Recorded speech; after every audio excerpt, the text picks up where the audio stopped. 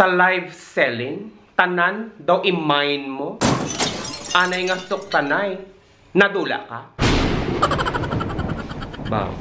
Antes naman ta mga award sa mga palamine-mine da. Kalma.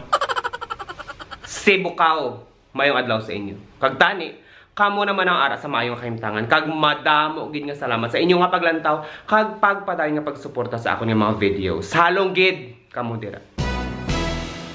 Nan. Pamati kamo da. Mahilig mag-mine-mine, pahilig mag how much, HM, pongko, kag magpamati. Kay isa sa mga problema sa mga online sellers o kung mga nag-live selling, inang mahilig mag-mine, tanan na lang daw i-mine nila. Pero pag abot sang baydanay, nagkaladula sila. Nadula sila nga daw mga bula, nga ginpalupok sang dagong. Wala na sila, hindi ni mo makita. Daog pa nilang mga tamaho kag ang mga nuno sa punso. Kaya syempre hindi mo sila makita.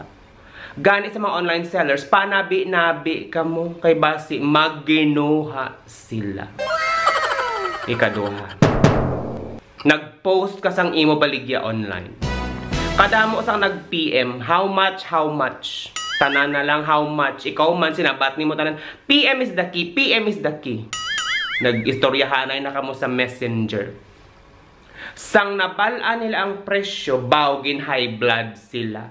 Tapos, ginkomparar ka pa sa isa man ka seller. Nga digto kuno ya mas barato ang baligya.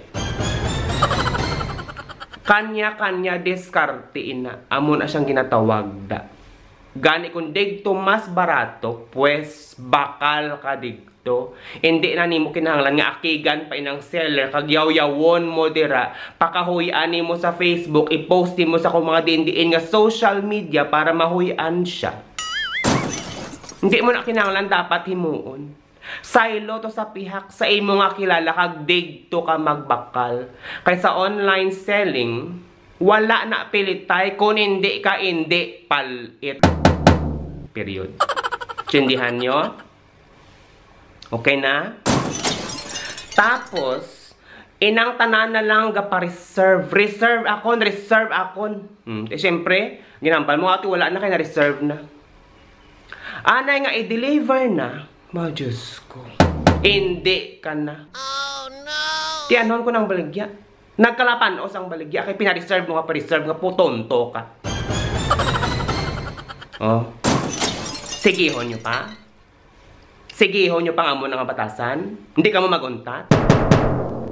Mag-amo sina, pila. Pila, subunggid. Pila ka mo. Kay pang isa-isa hunta ka mo. Lopoton, ibalik sa balay bata, kag idasok sa munikas sang mga nanay ninyo. I saw the flickering shadows of love on her blind. Aga nyo pa napagbutas ang kalbo.